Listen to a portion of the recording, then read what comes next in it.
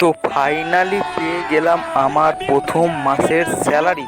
তো এখন আমি যাচ্ছি ভাই আশ্রমের দিকে, কারণ না আশ্রমের যে ট্যাঙ্কির আমি ভিডিওটা করেছিলাম জল ট্যাঙ্কি, সেটা এখন পুরোটা তৈরি হয়ে গেছে আর সেটাই দেখাবার জন্যে যাচ্ছি। আর এদিকে আমি এখন চলে এসেছি আশ্রম, কিন্তু এখানে ভাই আমার সঙ্গে এটা মানে হওয়া ছিল না, মানে পুরো রাস্তা একদম কাদা হয়েছিল আর জল ট্যাঙ্কিতে যাওয়ার রাস্তা। আর তো এখন কি করার, তো চলো এখন আমি চলে আসি আবার আমাদের মাঠের দিকে, কেননা মাঠে ধান টান পোতা হয়েছে কিনা দেখতে। আর এদিকে এসে দেখি যে ভাই অর্ধেক ধান পোতা হয়েছে আর এখনও অর্ধেক বাকি আছে।